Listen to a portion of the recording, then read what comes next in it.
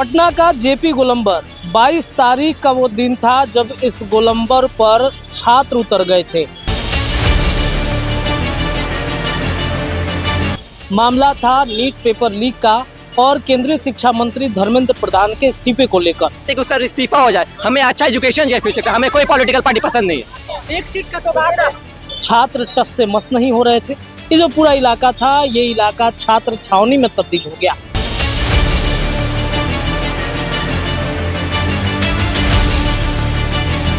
बिहार की राजधानी पटना में छात्रों के आंदोलन का इतना ज़्यादा चर्चा है और इतनी ज़्यादा प्रशासन से लेकर सरकार हिली हुई है कि आप देख सकते हैं कि पूरा पुलिस छावनी में ये पटना का जेपी गोलंबर इस वक्त तब्दील कर दिया गया है।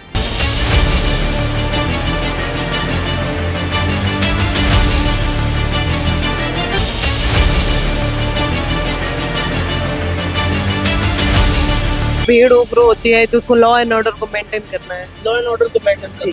तो अभी तो छात्रों को कुछ ऐसा प्रदर्शन चल नहीं रहा है। नहीं, अभी तो ऐसा कुछ नहीं है। हम लोग आगे अगर होती है कुछ तो उसके लिए हम लोग पटना का जेपी गोलंबर 22 तारीख का वो दिन था जब इस गोलंबर पर छात्र उतर गए थे। मामला था नीट पेपर लीक का और केंद्रीय शिक्षा मंत्री धर्मेंद्र प्रधान के इस्तीफे को लेकर। छात्र टस से मस नहीं हो रहे थे।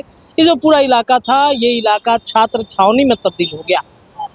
3 दिन बाद बिहार की राजधानी पटना में छात्रों के आंदोलन का इतना ज़्यादा चर्चा है और इतनी ज़्यादा प्रशासन से लेकर सरकार हिली हुई है कि आप देख सकते हैं कि पूरा पुलिस छावनी में ये पटना का जेपी गोलंबर इस वक्त तब्दील कर दिया गया है। देखिए, इस वक्त 2 चीज़ें चल रही हैं। एक तो पटना बांकीपुर का उपचुनाव भी है जिसको लेकर के एसएसबी के जवान को उतारे गए थे। दूसरी तरफ छात्रों का मूवमेंट कब कैसे बदल जा रहा है किसी को नहीं पता। आप देख सकते हैं कि तमाम बिहार पुलिस के महिला सिपाही हो, पुरुष जवान हो, ये सभी इस वक्त यहाँ पर बैठे हुए हैं। ये परिस्थितियों को नियंत्रित करेंगे। अगर छात्र अनियंत्रित होते हैं तो आप देख सकते हैं कि हेलमेट है, इसके अलावा वो डंडे हैं, इसके अलावा जो बचाव के लिए ट्रैक सूट पहना जाता है वो है।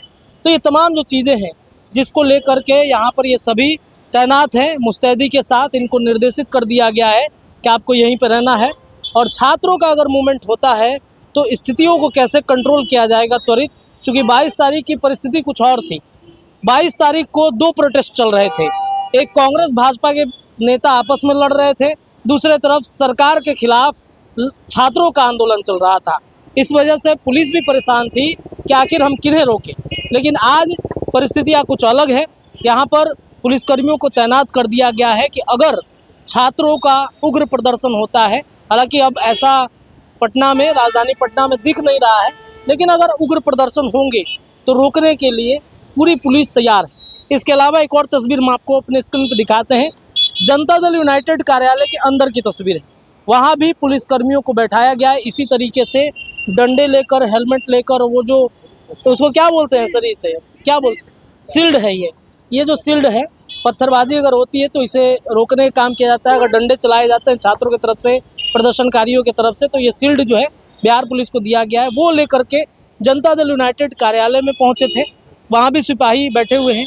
एक और तस्वीर देखिए, बीजेपी कार्यालय की तस्वीर है। वहाँ भी इसी तरीके के बिहार पुलिस के जवान तैनात हैं। यहाँ तक कि आरजेडी कार्यालय में भी इस तरीके के जवान तैनात हैं।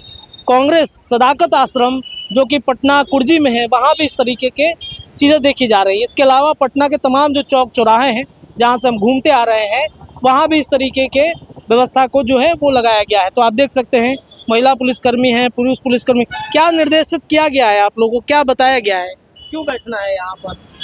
कुछ जानकारी है इस बारे में, मतलब क्यों बैठाएंगे? बिल्कुल, भीड़ उग्र होती है तो उसको लॉ एंड ऑर्डर को मेंटेन करना है। लॉ एंड ऑर्डर को मेंटेन जी। तो अभी तो छात्रों को कुछ ऐसा प्रदर्शन चल नहीं रहा है। नहीं, अभी तो ऐसा कुछ नहीं है। हम लोग आगे अगर होती है कुछ तो उसके लिए हम तरीके से रोकने के लिए आप लोग बैठे हुए। तो देखिए, यहाँ पर सर भी हैं, हेलमेट लेकर बैठे हुए हैं। क्या सर, क्या निर्देशित किया गया है? मैडम प्रभारी है, मैडम बता दी हैं, वही चीज़ है जो चलिए। तो आप देख सकते हैं कि ये जो तमाम जवान हैं और यहाँ पर बैठे हुए हैं, और हेलमेट की संख्या आप देख सकते हैं। उस दिन तो परिस्थिति कुछ और हो गई थी। ये कई पुलिसकर्मी भी चोटिल हो गए थे, कई महिला पुलिसकर्मी भी चोटिल हो गई थी।